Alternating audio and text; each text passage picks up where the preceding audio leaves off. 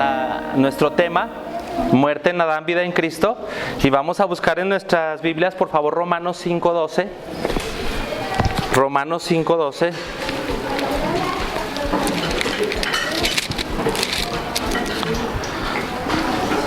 Con nuestro hermano Pedro nos quedamos en el 11, pues ahora vamos a empezar en el 12. Allá en mi Biblia dice Adán y Cristo. También en la de ustedes está un subtítulo que dice Adán y Cristo. Dice el 12, bueno, vamos a leer hasta el 15 porque es una predicación de contrastes. Yo nomás voy a entrar en el 12, pero voy a leer hasta el 15 para que podamos entender los contrastes que hay entre Adán y Cristo y entre la salvación y la condenación que nos quiere mostrar Pablo en estos versículos. Entonces vamos a leer hasta el 15, aunque mi enfoque está más que nada en el 12, ¿sí? Por tanto, como el pecado entró en el mundo por un hombre y por el pecado la muerte, así la muerte pasó a todos los hombres por cuanto todos pecaron. Pues antes de la ley había pecado en el mundo, pero donde no hay ley no se inculpa de pecado. No obstante, reinó la muerte desde Adán hasta Moisés, aún en los que no pecaron, a la manera de la transgresión de Adán, el cual es figura del que había de venir. Pero el don no fue como la transgresión, porque si por la transgresión de aquel uno murieron los muchos, abundaron mucho más para los muchos la gracia y el don de Dios por la gracia de un hombre, Jesucristo. ¿Ven? Aquí es donde vamos a entrar nosotros en el estudio, y ahí le puse con letras pequeñas la doctrina de la imputación. Esta palabra no la usa Pablo ahí, no la explica ni la pone en este texto.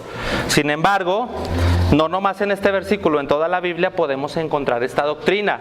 Ya vimos justificación, ya vimos reconciliación, ahora vamos a ver imputación, y ahorita vamos a dar un repaso para, si ya se nos olvidaron los dos términos anteriores, pues que este no se nos vaya a complicar porque van de la mano, es como un eslabón que se va uniendo.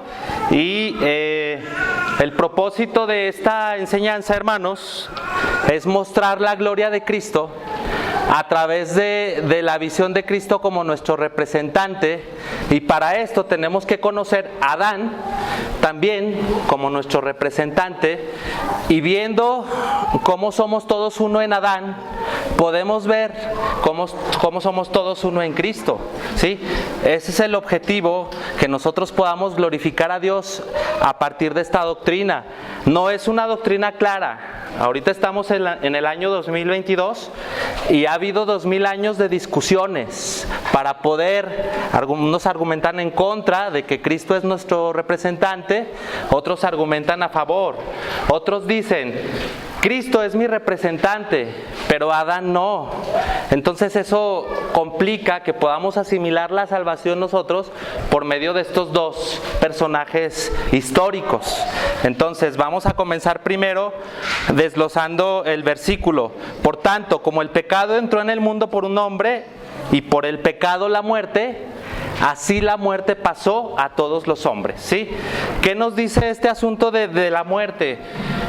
Vamos al Génesis, atrás, no vayan en las Biblias, vamos en nuestra mente a Génesis, y todos conocemos la maldición que fue pronunciada por parte de Dios contra Adán por haber desobedecido a Dios en el huerto del Edén, ¿sí? Le dijo, en pocas palabras, vas a volver al polvo de la tierra porque de ella fuiste tomado, pues polvo eres y al polvo volverás. Esas palabras, como un eco que se va expandiendo a través del tiempo y del espacio, llegan aquí, a nosotros hoy. Y tan llegan aquí que si miramos a nuestro alrededor podemos ver que tenemos un enemigo común, todos los seres humanos, y es la muerte, ¿sí? Nuestro hermano Pedro trabaja en un hospital, tenemos enfermeras aquí, y podemos ver el acecho de la muerte al ser humano en cada día. Si te duele un ratito la cabeza, el pie, la rodilla, si de repente te falta el aire, bueno, es la muerte acechando, y ese es tu enemigo común. Y ese enemigo, pues ya vimos dónde tiene su origen, en la desobediencia de un hombre.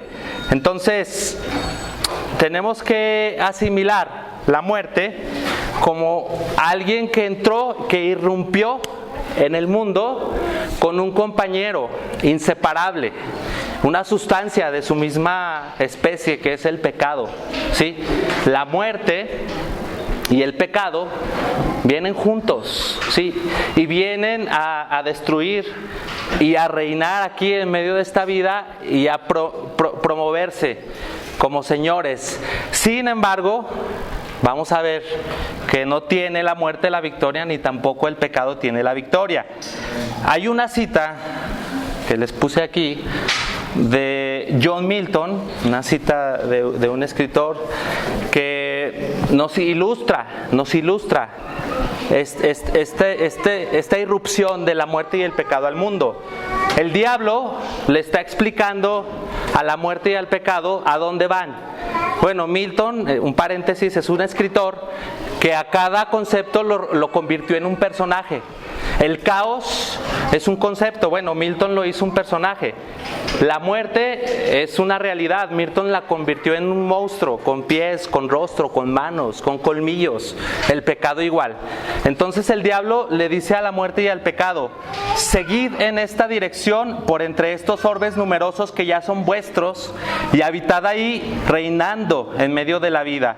Desde hoy ejerced vuestro dominio sobre la tierra y sobre el aire, y principalmente sobre el hombre, antes señor de todo. Convertidle primero en vuestro esclavo y matadle después, ¿sí? Este es el diablo diciéndole a dos monstruos, que son el pecado y la muerte, a dónde van y cuál es su propósito, ¿sí? Convertir al hombre en esclavo y luego matarle. Eso ocurrió, bueno, después de la caída. Eso abrió la puerta. Y ya con la muerte como una realidad en nuestra vida, podemos hacernos esta pregunta: ¿dónde está la solución a este problema? La primera ilustración, ahí vemos un hombre muy rico, muy millonario, y nos preguntamos: ¿puede el dinero librarnos de la muerte? Y la respuesta es no. Inclusive aquellos que tienen más dinero caen en más vicios y mueren más rápido que los que no tienen. Entonces, no es una regla, pero pasa. Entonces, no puedes librarte de la muerte teniendo riquezas. ¿La ciencia y la tecnología son la solución al problema de la muerte? Volvemos a responder que no, porque a pesar de que hay máquinas muy sofisticadas para limpiar la sangre, estas máquinas de la hemodiálisis, hay trasplantes de corazón, hay trasplantes de órganos vitales. A pesar de todos estos avances tecnológicos y científicos, y también de seguridad, un carro antes conducirlo era todo un reto, ¿no? De esos antiguos. Ahorita los carros se manejan solos, ¿sí? Y supuestamente son más seguros. Antes volar, pues era un volado en el aire.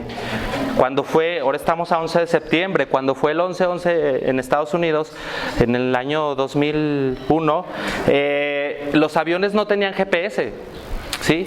Entonces eran prácticamente bombas que estaban flotando y tenían objetivos, cada avión secuestrado. Ahorita no, ahorita tenemos un GPS y ahorita rápidamente hubieran ubicado a cada avión secuestrado. Antes fue un caos. Entonces, la ciencia y la tecnología van aumentando su efectividad para dar más seguridad tanto en los que conducen, tanto en los que vuelan, ¿sí? Sin embargo, a pesar de todos estos esfuerzos, hemos visto que la regla es simple: naces es igual a que mueres, ¿sí? No ha habido hasta hoy una escapatoria para esta regla. Ahora nos promueven por medio de la televisión y de los libros, del Facebook, del Twitter, nos promueven una vida saludable, ¿sí? Si han visto cuando compran su coca, ¿no? Que ahí dice 3 sellos, ¿sí? Ok, bueno, esa es una advertencia de la Secretaría de Salud para ver si por medio de la cultura y de la promoción de la buena salud, el ser humano puede asimilarlo y puede dejar de hacerse tanto daño comiendo cosas que nos gustan mucho. Entonces, la pregunta es: ¿esta educación moral para cuidar nuestro cuerpo es la solución? ¿Vamos a evitar la muerte? El resultado ahí, como está en la ilustración, siempre es el mismo. Con dinero, con ciencia y tecnología y con una vida de hábitos saludables, La ecuación es: naces igual a que mueres. No hay escapatoria. ¿Por qué el mundo está perdido en cuanto a la solución de este problema? ¿Por qué está perdido? Porque acuérdense que les dije que el pecado y la muerte entraron como compañeros, ¿sí?, unidos a destruir. Y el mundo está tratando de resolver el problema de la muerte sin atender el problema del pecado. Por eso está extraviado y no va a poder encontrar la solución. La esperanza pues está en la iglesia, porque la iglesia puede darle el tratamiento al pecado y por lo tanto, como consecuencia, vamos a solucionar el problema de la muerte. Ahora bien, ¿por qué estamos aquí adorando a Dios de la forma en que lo estamos adorando, hermanos? ¿Por qué estamos aquí dando esta doctrina que nosotros domingo tras domingo enseñamos, de que somos salvos por la fe y que somos justificados por la fe en Cristo sin las obras? ¿Por qué nosotros no estamos enseñando que tienes que bautizar a tu niño cuando es pequeño? ¿Por qué no estamos enseñando que tienes que hacer ciertos sacramentos para poder alcanzar la justificación, como en la Iglesia Católica Romana? ¿Qué nos tiene parados aquí, hermanos? ¿Qué nos tiene parados aquí? Bueno, primero la doctrina de la Escritura, y después que han salido hombres desde el año 1 después de Cristo hasta el año 2022 que han estado defendiendo los puntos doctrinales básicos de la Escritura.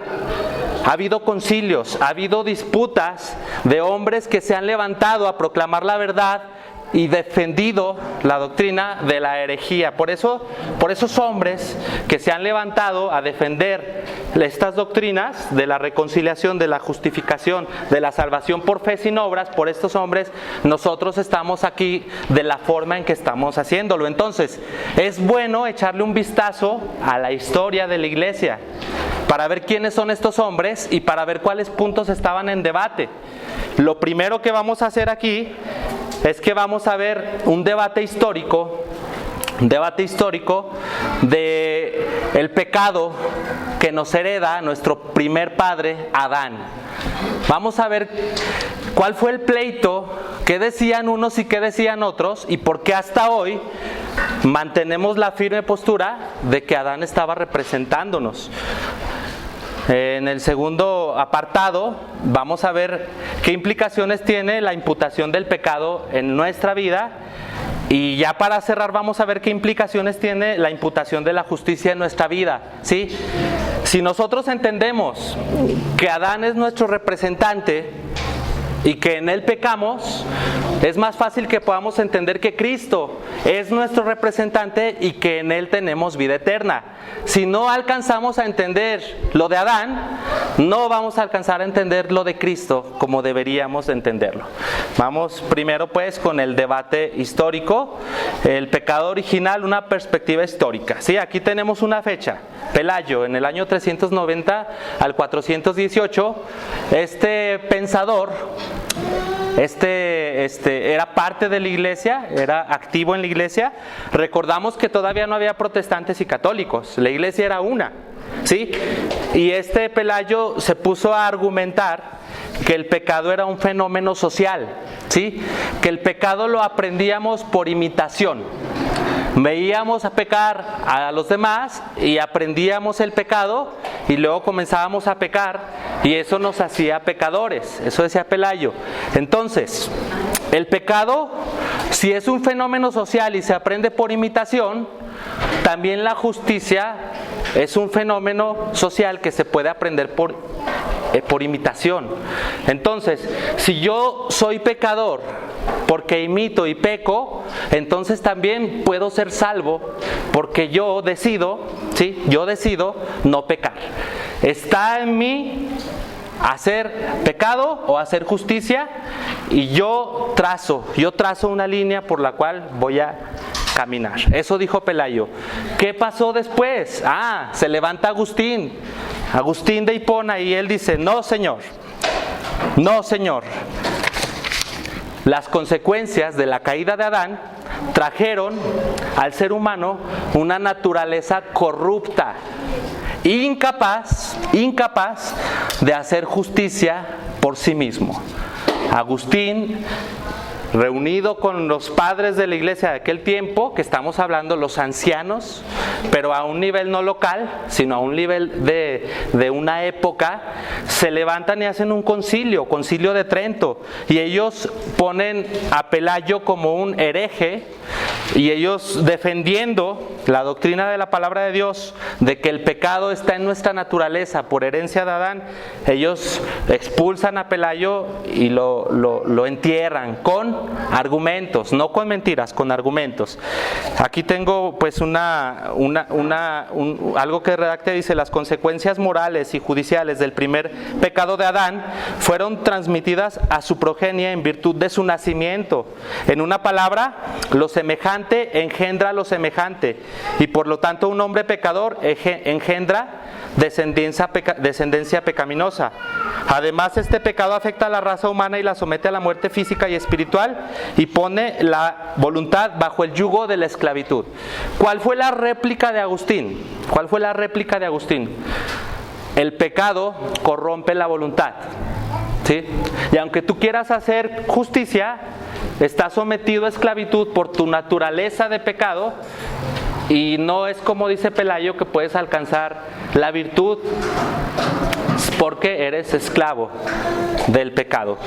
Esta doctrina, esta réplica de Agustín, también la llevan por ahí Anselmo y Aquino, que son algunos años más adelante, y Anselmo y Aquino sostienen que, aparte de lo que dice Agustín, hermanos, de que el pecado se hereda, que está en nuestra genética, es como un árbol que tiene una raíz, y esa raíz crece y da hojas en un árbol. El árbol es de nueces, vamos a suponer.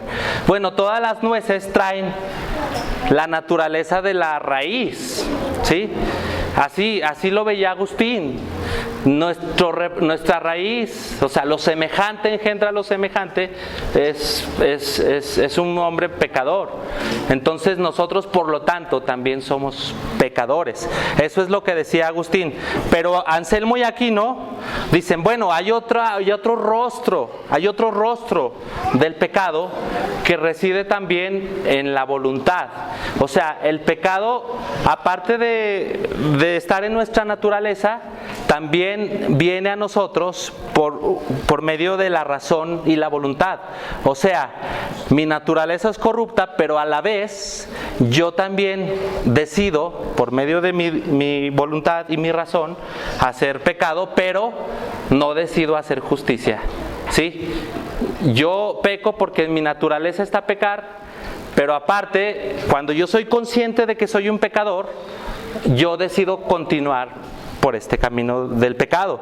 Eso decían Anselmo y Aquino.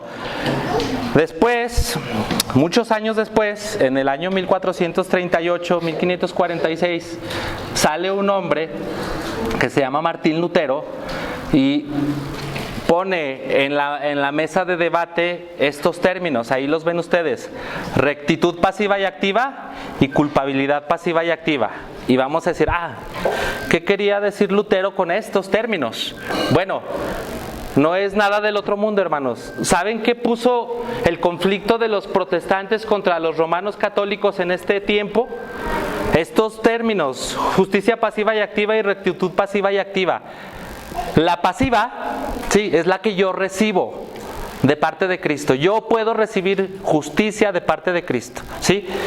Y por esa justicia que yo recibo de parte de Cristo, yo puedo proceder a una justicia activa, que es la que tengo porque ya recibí la primera, que venía de Cristo. Entonces, esto fue una bomba para la Iglesia Católica Romana. Ellos decían, no, la justicia no es pasiva, la justicia es activa, ¿sí? Tiene que ver con la obra, tiene que ver contigo, y no es posible que tú seas pasivo en un asunto tan importante como la salvación. Entonces, aquí Lutero puso en la mesa un tema que desencadenó un pleito grande, y hubo otro concilio que se llama Concilio de Trento también, pero el segundo, y aquí a este Lutero lo pusieron como un hereje por haber dicho esto, ¿sí? Aquí ya no estaban condenando a Pelayo, no. Aquí se reunieron y llegaron a la conclusión de que el que era un hereje era Lutero. ¿Quién hizo esto? Ahí está, Diego Lainez. Su defensa católica romana fue: no, la justicia es de Cristo, sí, pero Cristo nos da a nosotros los medios, para poder llegar a alcanzar la virtud y la salvación, ¿sí? No es que nos dé todo en la mano, sino que nos pone las herramientas para que nosotros podamos llegar a conseguirlo.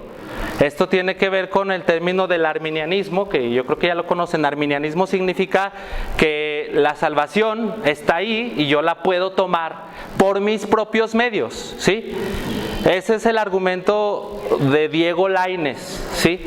Por eso la Iglesia Católica condenó a Lutero, porque Lutero decía que en la salvación yo era el agente pasivo. Y yo en la salvación no podía hacer nada para alcanzarla. Soy pasivo, Cristo lo hace por mí. Entonces la Iglesia Católica dice: no. La salvación está ahí y tú la alcanzas, tú la persigues y tú por medio de tus esfuerzos la haces una realidad. ¿Sí se fijan el punto de inflexión? ¿Dónde está el debate? Ahí estaba el debate. Diego Lainez hace un discurso de 3 horas en las que condena punto tras punto el pensamiento de Lutero y de Juan Calvino. Por ejemplo, Juan Calvino dice: Dios renueva a los creyentes y por consiguiente ellos producen buenas obras, pero Él no tiene en cuenta estas buenas obras para la justificación del creyente. Lo voy a leer otra vez. Dios renueva a los creyentes y por consiguiente ellos producen buenas obras, pero Él no tiene en cuenta estas buenas obras para la justificación del creyente. ¿Se entiende? ¿Sí? Entonces, Calvino y Lutero decían que la renovación del corazón corrupto al corazón bueno era por parte de Cristo nada más. Él era el que hacía la acción y nosotros recibíamos la acción. Eso era lo que decían los reformadores. Los católicos no estaban de acuerdo y decían: ¿dónde queda el mérito humano en todo esto que dice Lutero, que dice Calvino? ¿Dónde queda la virtud humana? No, esta doctrina, dicen ellos, es mala, porque elimina la iniciativa del hombre para buscar su propio bien. Dicen, esta doctrina es mala porque de entrada está diciendo que estamos defectuosos y que estamos corruptos y que no tenemos oportunidad de hacer nada por nosotros mismos. Eso decían los católicos y decían: no, esto va a ser así, y ponen su contrarreforma en donde dejan bien claro que la salvación es por el obrar, ¿sí? Ahí está el debate, que hasta aquí van 1500 años de pelea, de disputa, ¿sí? De estar viendo, por un lado, es que todo se resume en 2 cosas, hermanos: la salvación por obras y la salvación por fe. Ese ha sido el problema desde Pelayo, Agustín, Aquino, Tertuliano. Todos estos que se llaman padres de la iglesia siempre han defendido ese punto. Y ese punto es el que siempre ha molestado a sus oponentes. Siempre es lo mismo. Entonces vamos a entrar. Después de haber dado este pequeño recorrido histórico, vamos a entrar al segundo escalón. Esta es una predicación de 3 escalones. El primero fue el recorrido histórico, que ya vimos por qué era el conflicto. Y el segundo es cómo entra el pecado en el mundo. Vamos a ir a 1 Corintios 15, 21, por favor.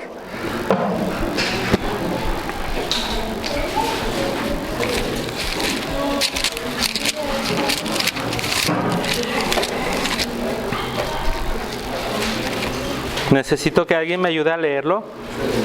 Del 21 al 22.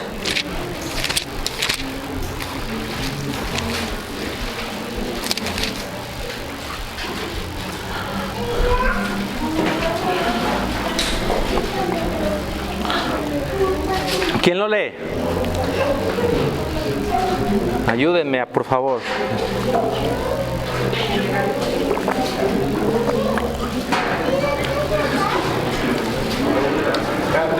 nuestro hermano Alex. 21-22, ¿verdad? Uh-huh.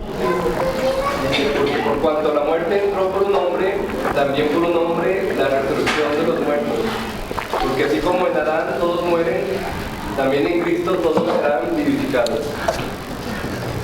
Podemos ver la doctrina de la imputación del pecado a lo largo y ancho de toda la Escritura. Y déjenles digo una cosa, hermanos.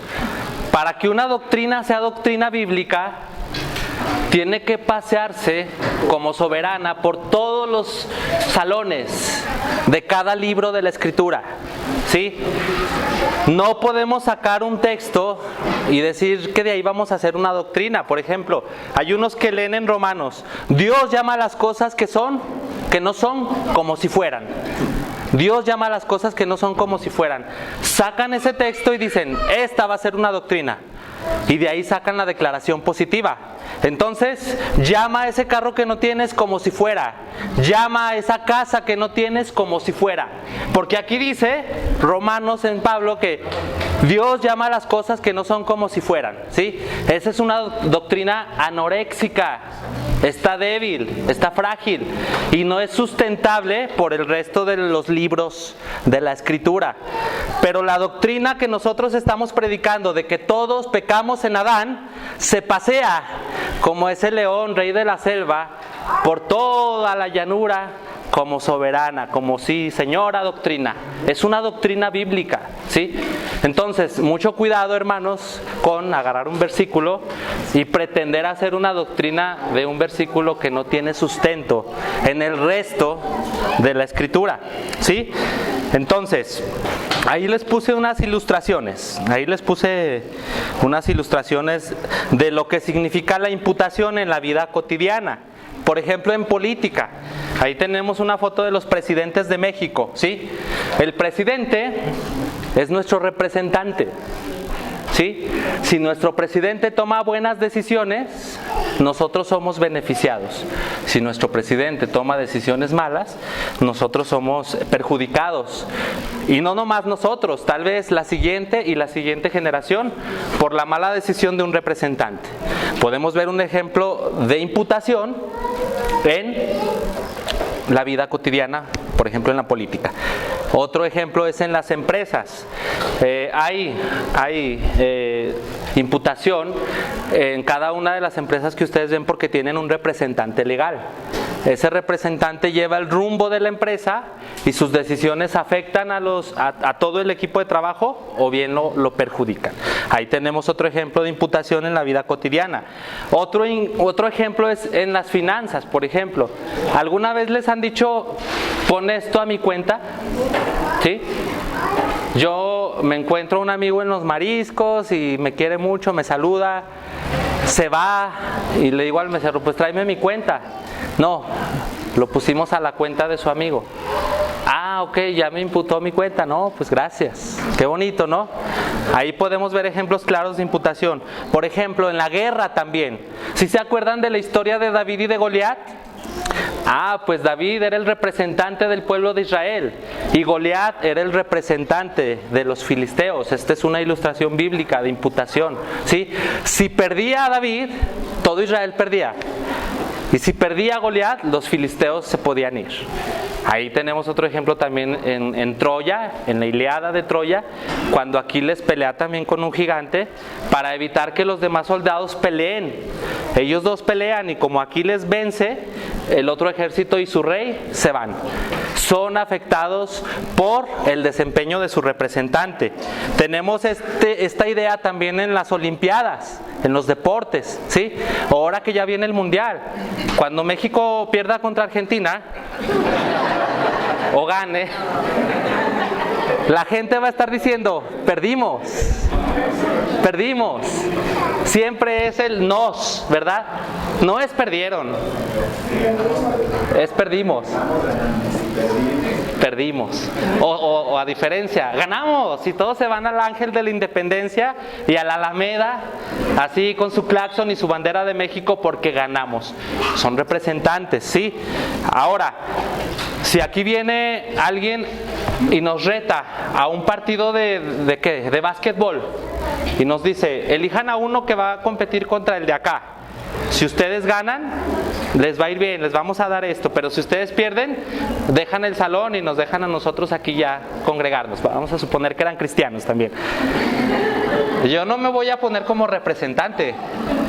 No. Todos vamos a voltear a ver a la misma persona, ¿no? Porque decimos, ahí tenemos esperanzas de ganar, ¿sí? Ok, Adán era un buen representante. Adán, sin pecado, ¿sí? El primer hombre de la creación, ¿sí? En el Edén, lleno de virtud, ¿sí? En un mundo bueno, con autoridad. ¿Sí sabían que designar un nombre es una cualidad de la autoridad? Pues Adán puso el nombre del león, de la jirafa, del hipopótamo, del águila. El águila no podía tener otro nombre, es el águila. El león es el león. Y en otro idioma vemos lo mismo, león. O sea, no había aparentemente defectos. Ahora, si tú dices, bueno, es que todos estamos en esta bronca de la muerte porque Adán nos representó mal. Ok, vamos a regresar a los tiempos antiguos. ¿Te hubiera gustado ser el representante de la humanidad? ¿Crees que lo hubieras hecho mejor que tu padre Adán? ¿Lo hubieras hecho mejor que Adán? Ahora, es bueno que Dios trate con nosotros por medio de representantes. Si no, imaginemos el escenario, ¿sí?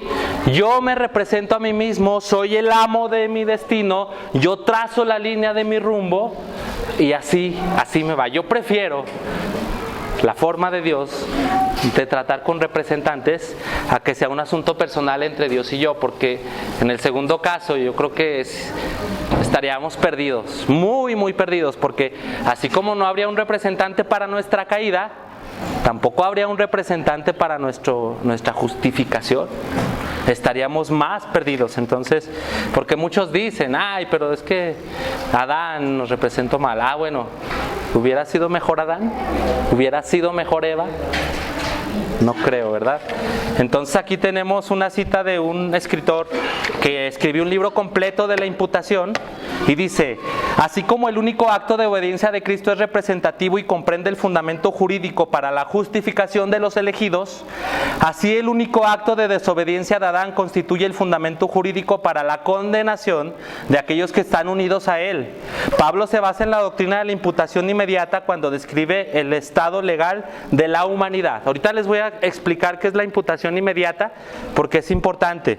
Ahora, vamos a ver algunos ejemplos ahora bíblicos. Ya vimos unos de la vida cotidiana. Vamos a ver unos bíblicos de la imputación. ¿Va? Ahí está el primero, Levítico 16:21, el día de la expiación. Búsquenlo en la Biblia. Levítico 16:21. Y ayúdenme a leerlo, por favor. No se tarden mucho porque tenemos poco tiempo. ¿Quién se anima a leerlo? Levítico 16:21. Nuestro hermano Pedro. Y pondrá Aarón sus dos manos sobre la cabeza del macho cabrío vivo y confesará sobre él todas las iniquidades de los hijos de Israel, todas sus rebeliones y todos sus pecados, poniéndolos así sobre la cabeza del macho cabrío, y lo enviará al desierto por mano de un hombre destinado para eso. Ahí vemos la imposición de manos, hermanos. La imposición de manos, ¿sí? Con la imposición de manos, nosotros hemos mandado misioneros de aquí y les hemos impuesto las manos para imponerles bendición. Ese es un ejemplo de imputación también. También, así como hay imposición de manos para eso, así Dios en Levítico nos enseña que el sacerdote imponía las manos sobre el macho cabrío y por lo tanto transfería los pecados del pueblo al macho cabrío el día de la expiación y luego lo mandaban al desierto cargando con los pecados del pueblo. Otro ejemplo, Zacarías 3 del 1 al 5. Zacarías 3 del 1 al 5, ¿quién me ayuda?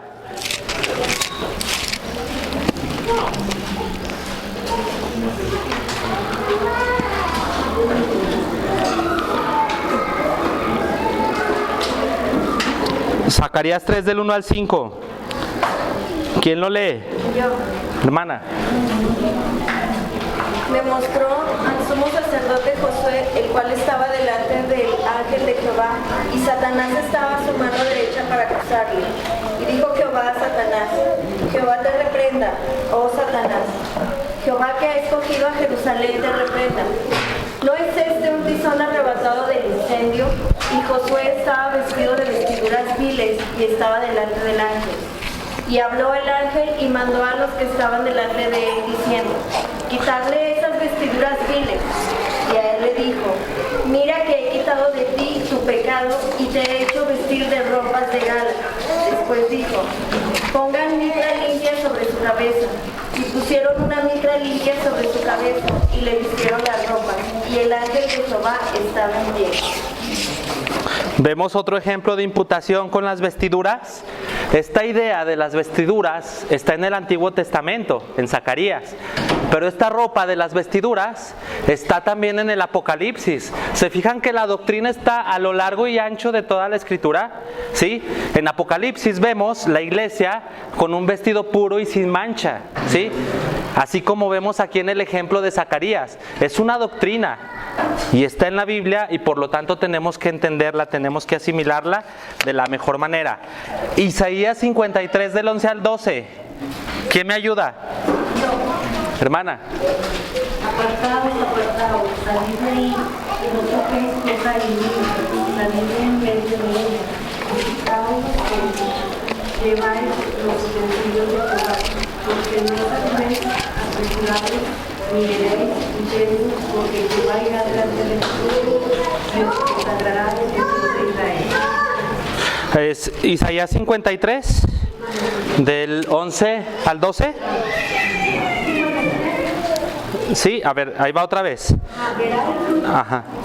Sí. de su alma y quedará satisfecho por su conocimiento, multiplicará el siervo justo a el siervo justo a muchos y llevará la necesidad de ellos. Por tanto, yo le daré parte con los grandes y con las gentes le pasará el poco, por cuanto derramó su vida hasta la muerte y fue contado con los pescadores, habiendo llevado del pecado, de los pecados, perdón, habiendo llevado el pecado y orado por los transgresores. Ok, vemos aquí otro ejemplo clarísimo de imputación. Él llevando los pecados de muchos, él llevando las transgresiones de otros. Entonces, este asunto de la imputación viene de parte de Dios. Tenemos otros dos ejemplos que ya no vamos a leer, pero es el pecado de Acán detuvo la conquista de la tierra prometida en Josué 7:1, y en 2 de Samuel 24:12, el censo de David trajo juicio sobre toda la nación, y su arrepentimiento del representante de Israel, que era David, también trajo sanidad sobre toda la nación. Entonces, ¿nos va quedando claro el concepto de la imputación, hermanos? Aquí tenemos otra diapositiva, ¿sí? Para ratificar la idea de que todos pecamos en Adán. ¿Por qué? Porque hay muchos que no lo ven así, ¿sí? Hay muchos que niegan la imputación, la doctrina de la imputación, cuando ya vimos que está en toda la Escritura. Hay un libro antiguo judío que se llamaba la Sirácida, que no está en la Biblia, es una tradición de los judíos, y ellos también tienen sus padres de la iglesia, y aquí está una cita de ese libro. El Señor creó a los seres humanos de la tierra, les otorgó conocimiento y les asignó la ley de la vida, estableció con ellos un pacto eterno, entregó todo en sus manos y les reveló sus decretos. O sea, Adán era la raíz común y representante de toda la humanidad. Partimos de ese hecho. Adán poseía obligaciones legales en su estado inicial en el huerto. Dios pactó con Adán y por medio de él con toda su posteridad. Por lo tanto, la consecuencia de un fallo en el pacto por parte de Adán no lo afecta únicamente a él, sino a toda su posteridad. Todos caímos en él. Partimos de esa, aseveramos eso, todos caímos en él, todos caímos en Adán. Ahora, defendemos la historicidad de Adán. ¿Qué pasa hoy en pleno siglo XXI, hermanos? Hay Biblias que van describiendo el pasaje del Génesis y en las citas al pie, ahí van explicando que el Génesis y el Big Bang son compatibles, ¿sí? Porque si tratamos de hacerlos encajar, van a encajar. Y también la evolución y la idea de Adán, de alguna manera la quieren hacer compatible, ¿sí? Eso se llama bueno, tiene un nombre, ahorita que me acuerde les digo, pero el punto... ¿Mande? Bueno, sí, pero ahorita que me acuerde les digo, lo que antes se consideraba una herejía, muchos cristianos ahora ven como ordinario y hasta necesario para mantener el cristianismo intelectualmente creíble y culturalmente relevante. O sea, mucha gente hoy quiere tratar de explicar la Biblia a partir de las nuevas teorías científicas que van saliendo y que son innovadoras, estas teorías, ¿sí? Estas teorías están aquí como que promoviendo que en realidad la Tierra sí tiene miles y millones de años y no tiene miles, nada más como dice la Biblia, tiene millones, pero de alguna manera tratan de hacer cuadrar, como los contadores cuando quieren hacer cuadrar el debe y el haber, y de pronto, como no cuadra, manipulan la información para que cuadre, ¿sí? Entonces, así quieren hacer esta nueva tendencia quiere hacer que alta crítica, ya me acordé, la alta crítica, o sea, ellos son cristianos, son teólogos, entre comillas lo ponemos, son cristianos y son teólogos y son de alta crítica, que ellos dicen, es que la historia de Adán y Eva como que ya no, en estos tiempos ya no. ¿Qué hacen? Bueno, vamos a dar críticas y argumentos para que Adán vaya a ser nada más algo como una metáfora nada más. Pero sí nos enseña lo de la caída, pero no es histórico. Entonces, defendemos la historicidad de Adán, ¿sí? Así como tenemos el antes y el después de Cristo, también tenemos el después de Adán, nomás que ese no se usa en la academia, pero yo en la escuela cuando citaba a un autor, yo tenía que poner antes de Cristo o después de Cristo. ¿Pero alguna vez les tocó poner antes de Adán? ¿O después de Adán? ¿No? El diablo se llenó de orgullo, no sé, 1000 años antes de Adán. No, ¿verdad? No. Sí. O el diablo tentó a Adán, sí, 100 años después de la era de Adán, o sea, del nacimiento de Adán. No lo tomemos como parámetro, ¿verdad? Y pues no deberíamos, porque esos son tiempos inmemoriales. Pero sí debemos estar conscientes que Adán es un personaje histórico de carne y hueso, ¿sí? Así como ahorita en el escenario histórico actual está Putin. Putin es un personaje que ahorita está haciendo una guerra contra otro país. Entonces, en 200 años, Putin va a estar en los libros como aquel que hizo la guerra contra Ucrania.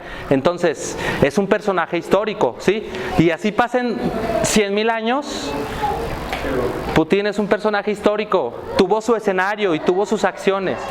Adán es lo mismo, es un personaje histórico. No se crean cuando les digan que Adán es solo una metáfora de la caída.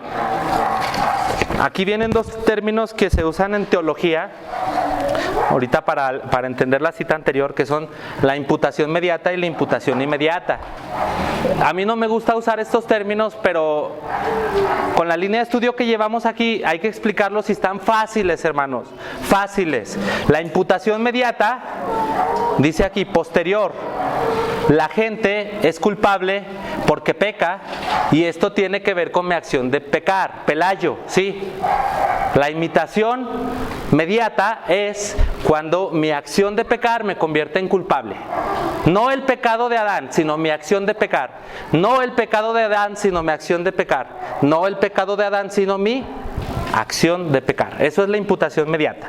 Y es una postura teológica, ¿sí? muchos están a favor de la imputación inmediata. La imputación inmediata es anterior.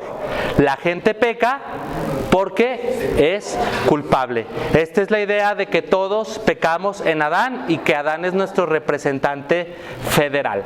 Estos dos términos, si ustedes se meten a estudiar teología, van a estar jugando y van a estar peleando.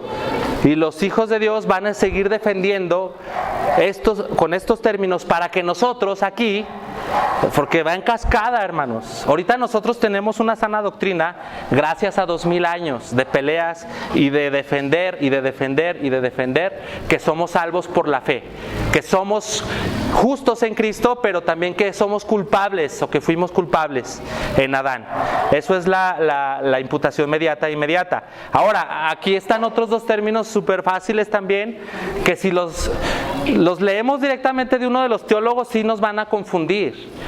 Pero aquí están resumidos para que nosotros nos quede bien claro que son sencillos. Por ejemplo, obediencia activa y pasiva de Cristo y justificación positiva y negativa de Cristo. Cristo pagó por nuestros pecados con su sufrimiento y nos dejó en cero pecados. Esa es la justificación activa de Cristo, pasiva, perdón. Y la segunda es Cristo puso nuestra cuenta en activos, es decir, nos abonó toda su justicia. Ahora, pónganme atención, hermanos.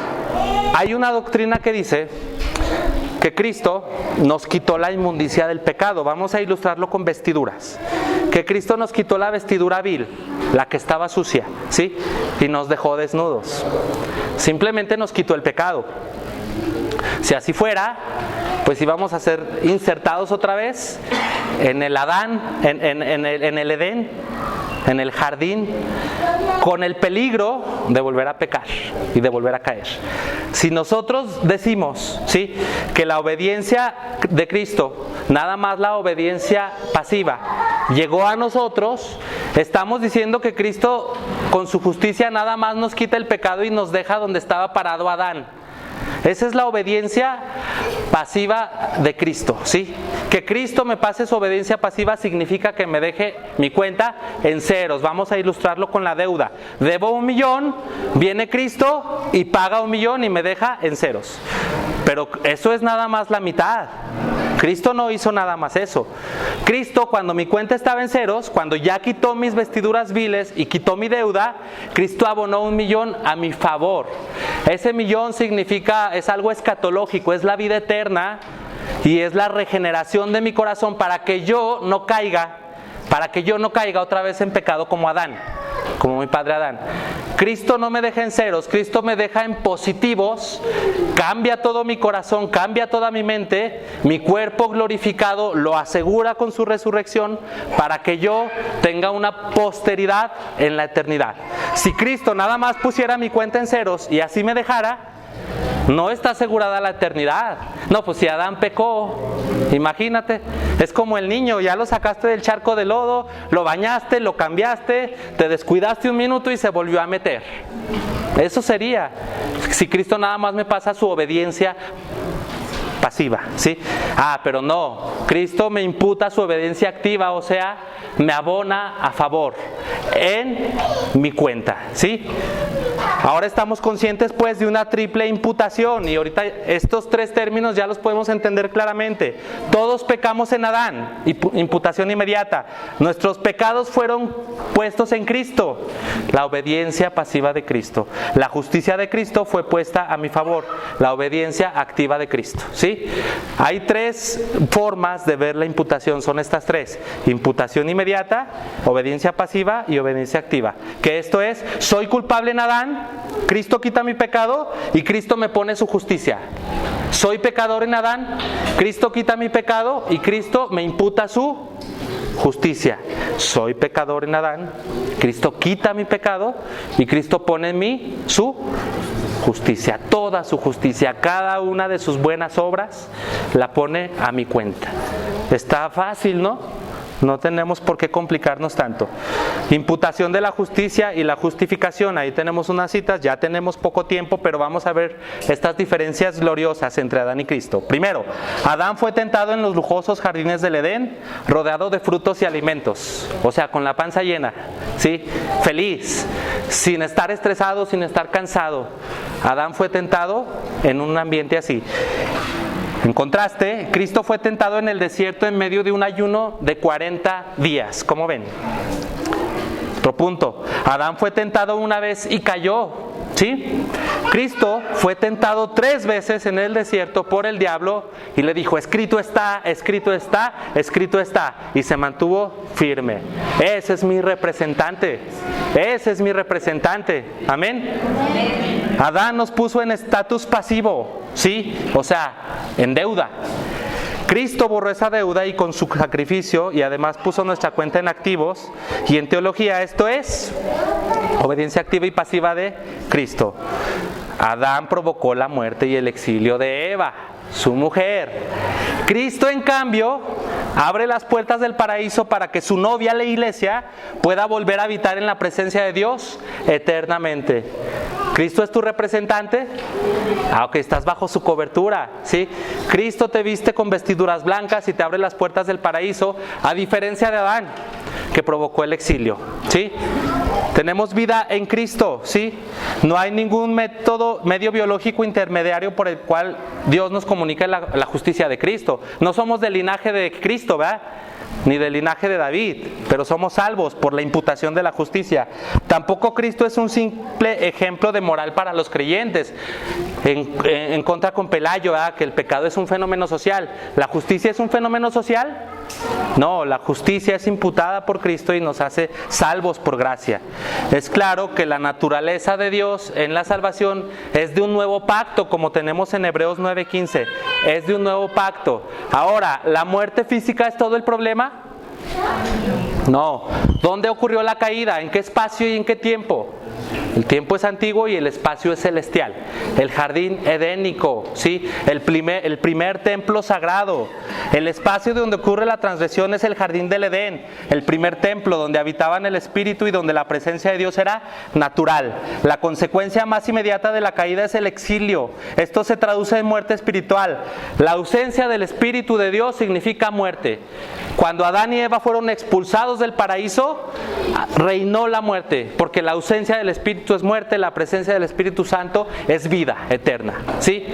Hay que ver también la muerte como este punto en el sentido de la primera muerte y la segunda muerte, porque no nada más el problema es la muerte física, si no, no estaría tan grave nuestra situación, me muero y ya. El problema es la muerte espiritual. Cristo, el segundo Adán, trae de regreso la morada del Espíritu y habilita un nuevo templo de comunión. ¿Cuál es ese templo? ¿Cuál es ese templo? Mi cuerpo. Cristo habilita este cuerpo para ser un templo habitado por el Espíritu de vida. Entonces, ¿dónde está muerte tu aguijón y sepulcro tu victoria? ¿Dónde está? ¿Sí? Si el Espíritu Santo mora dentro de ti, hermano, tienes vida eterna. Amén. Ya no eres un exiliado del Edén. No, ya tienes un representante que te abre las puertas del cielo. Respondemos a la pregunta, el gran dilema, tenemos que estar preguntándolo constantemente. ¿Cómo puede un Dios justo justificar al impío sin entrar en conflicto con su propia justicia? Ahora podemos entender la justicia que Dios me da. Isaías 53. Ciertamente Él llevó nuestras enfermedades y cargó con nuestros dolores. Con todo, nosotros le tuvimos por azotado, por herido de Dios y afligido. Mas Él fue herido por nuestras transgresiones, molido por nuestras iniquidades. El castigo de nuestra paz cayó sobre Él y por sus heridas hemos sido sanados. Todos nosotros nos descarriamos como ovejas, nos apartamos cada cual por su camino, pero el Señor hizo que cayera sobre Él la iniquidad de todos nosotros. Todos perdemos en Adán, todos los que estamos en Cristo ganamos en Cristo. Estamos unidos a Cristo, hermanos. Ahora, para finalizar, ¿yo soy el amo de mi destino, hermanos? ¿Soy el capitán de mi alma? ¿Me represento a mí mismo? Esa es una idea muy moderna. Antes no, antes la imputación no parecía cosa tan extraña, pero hoy, pues una selfie, ¿no? ¿Quién sale en la selfie? Yo. ¿Sí? ¿Cuántas selfies tengo en mi Face? Como 1000, porque yo. Esa es la tendencia hoy, el yo, ¿sí? Pero no, es los muchos, ¿sí? Por la desobediencia de uno, los muchos fueron constituidos pecadores, y por la obediencia de uno, los muchos serán constituidos justos, ¿sí? No, ahora ya sabemos que estamos representados por dos personajes históricos, Adán y Cristo. Este es un bonito poema.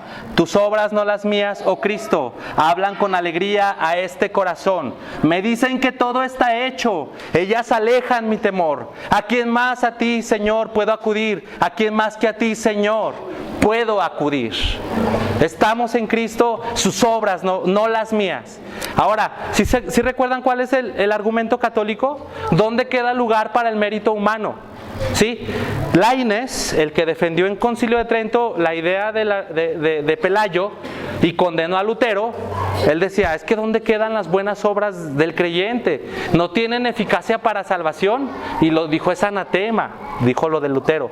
Ok, vemos ahí una perla preciosa, un rubí, ¿sí o no? ¿Sí? Te dan el rubí. Bueno, vamos a ilustrarlo con un niño. Yo le doy a mi hijo Santi un rubí con valor invaluable.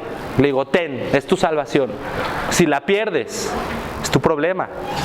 Si la cuidas y la conservas, pues vas a tener vida eterna. Y Santi me va a decir, sí. Y va a ver el celular ahí de mi esposa y va a aventar el rubí y va a agarrar el celular para jugar un juego.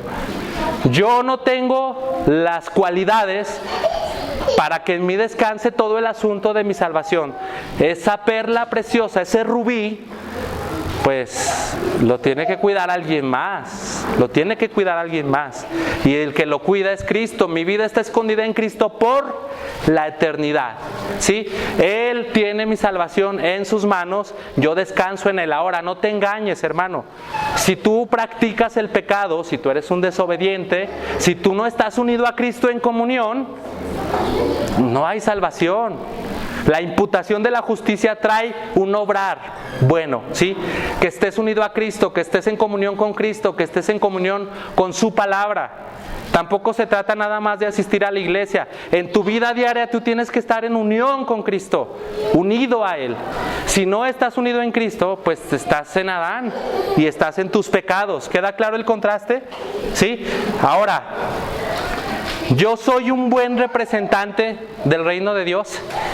Cristo es nuestro representante, pero también en cascada fluye. Soy un buen representante de mi familia. Tomo malas decisiones en mi casa, económicas, andar gritando, andar de mal humor, y los afecto a ellos, ¿sí? Me voy y vendo la casa, vendo el carro. Ya metí a mi familia en problemas económicos porque yo soy su representante. Eso no glorifica a Dios. En la escuela, en mi trabajo, ando diciendo groserías, ¿sí? Estoy hablando como si no fuera cristiano. ¿Eso es un buen representante? ¿No? ¿A quién estoy unido entonces? ¿A Cristo o estoy unido a Adán? Lo tengo que demostrar. Lo tengo que demostrar todos los días, ¿sí? Con obediencia, con obras, ¿sí? Y si yo todavía no estoy en Cristo, no he puesto mi confianza en Cristo, pues este es un buen momento para poner mi confianza en Él. Este es un buen momento para rendirme a mi voluntad pecaminosa y decir, Señor, encárgate tú que yo ya no pude. Encárgate tú de mí, que yo ya no pude conmigo mismo, encárgate tú, ¿sí? Si estás unido a Adán, culpabilidad, muerte, condenación. Si estás unido a Cristo, vas a caminar por los jardines del Edén y vas a comer del fruto del árbol de la vida. Tienes un nombre celestial y tienes una ciudadanía celestial, amén. Si estás unido a Cristo, ¿a quién quieres estar unido, hermano? A Cristo. Vamos a orar.